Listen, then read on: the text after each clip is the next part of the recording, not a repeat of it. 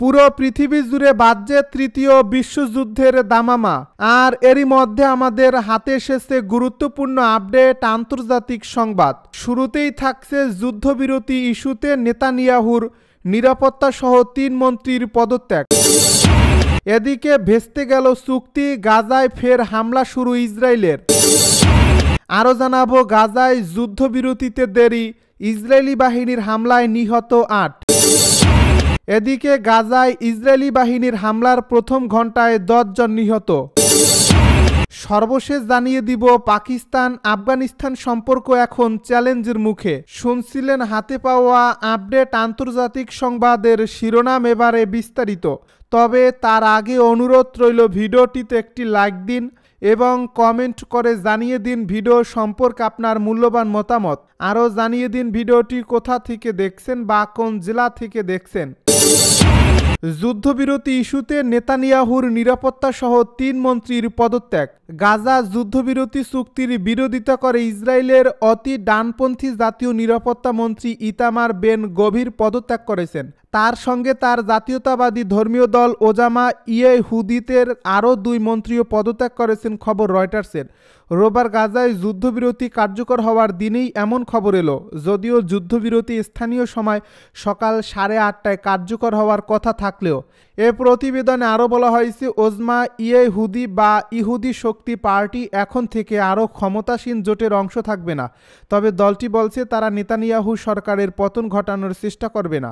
যুদ্ধবিরতি ঘোষণার আগের সপ্তাহে বেন গভির পদত্যাগের হুমকি দিয়েছিলেন এবং তিনি এটিকে একটি বেপরোয়া চুক্তি বলে অভিহিত করেন। সেই সঙ্গে তিনি অন্যান্য কট্টরপন্থী সেটলারপন্থী পক্ষগুলোকেও একই পদক্ষেপ অনুসরণ করার আহ্বানও জানান। সে সময় তিনি আরও বলেন, প্রস্তাবিত এই চুক্তিটি শত শত ফিলিস্তিনি জঙ্গিকে মুক্ত করে দেবে এবং গাজার কৌশলগত এলাকা থেকে সেনা প্রত্যাহার করে আমাদের অর্জনগুলোকে মুছে ফেলবে, আর এর ফলে হামাস অপরাজিত থাকবে।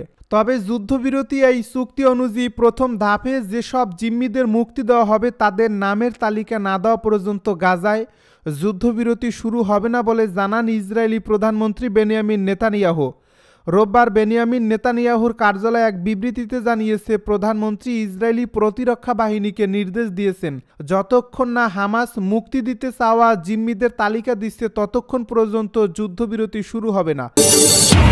ভেস্তে গেল চুক্তি, গাজায় ফের ইসরায়েলি বাহিনীর হামলা। হামাস যুদ্ধবিরতি চুক্তির শর্ত পূরণে ব্যর্থ হওয়ার কারণ দেখিয়ে ফের গাজায় হামলা শুরুর নির্দেশ দিয়েছেন ইসরায়েলের প্রধানমন্ত্রী বেনিয়ামিন নেতানিয়াহু। এক সংক্ষিপ্ত বিবৃতিতে বিষয়টি জানিয়েছেন ইসরায়েলি সামরিক বাহিনীর মুখপাত্র ড্যানিয়েল হ্যাগারি। তিনি বলেছেন, আজ সকাল পর্যন্ত হামাস তার শর্ত পূরণ করতে পারেনি।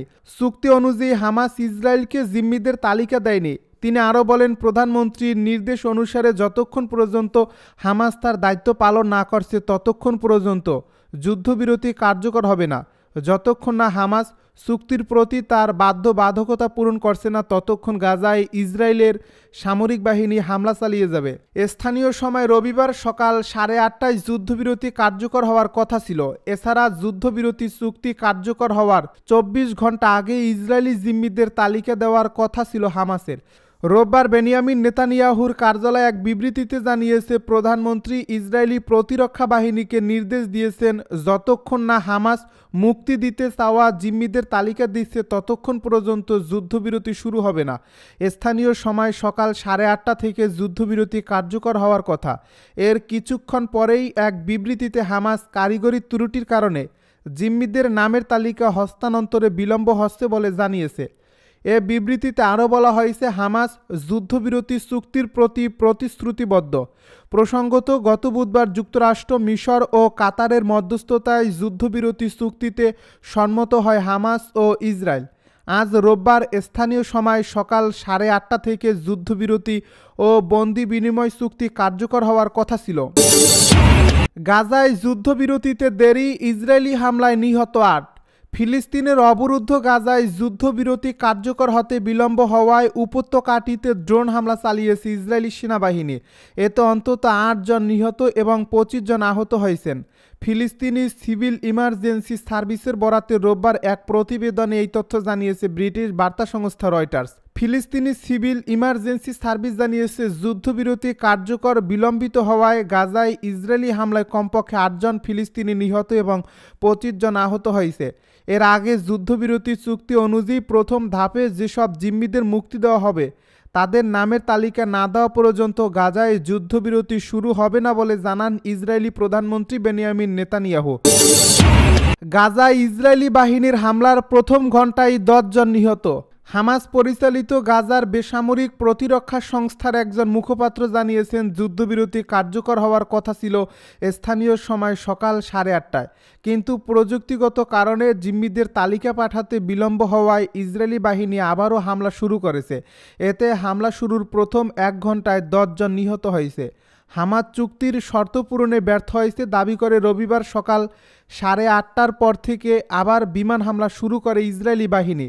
এতে এই ১০ জন নিহত হয়। নিহতদের মধ্যে গাজা সিটিতে ৬ জন, উত্তরে ৩ জন এবং রাফায় ১ জন নিহত হয়। আহত হয়েছে আরও ২৫ জন। রাফা থেকে সংগৃহীত একটি ভিডিও ফুটেজে দেখা গেছে, গাজা স্ট্রিপের দক্ষিণের লোকজন ইতিমধ্যেই নিরাপদ স্থানে সরে যাচ্ছে, কিন্তু ইসরায়েলি সামরিক বাহিনী বেসামরিক নাগরিকদের সতর্ক করছে এবং তারা যেন বাফার জোন বা ইসরায়েলি সামরিক ঘাঁটি অথবা অবকাঠামোর কাছে না যায়। পাকিস্তান আফগানিস্তান সম্পর্ক চ্যালেঞ্জের মুখে।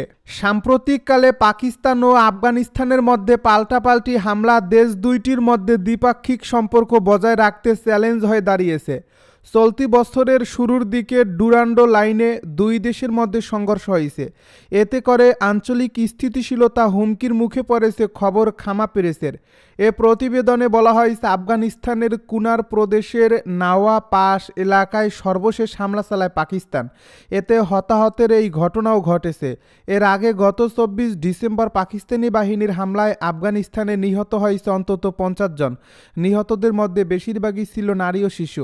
এর জবাবে পাকিস্তানের সীমান্তবর্তী অঞ্চলে পাল্টা হামলা চালায় আফগানিস্তানের যোদ্ধারা। এতে নিহত হয়েছে পাকিস্তানের অন্তত ১৯ সেনা। বিভিন্ন রিপোর্টের বরাতে খামা পেরেস জানিয়েছে, গত বছর পাকিস্তান ও আফগানিস্তানের মধ্যে সীমান্তে ৪০০টিরও বেশি সংঘাত হয়েছে।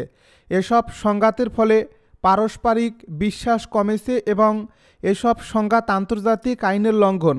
অন্যদিকে এই দুই দেশই তাদের সীমান্ত নিরাপত্তা জোরদারের পাশাপাশি সার্বভৌমত্ব রক্ষায় অঙ্গীকার করেছে। উভয় দেশই তাদের অবস্থানে অটল। এতে করে পরিস্থিতি এখন জটিল বলে প্রতিবেদনে বলা হয়েছে।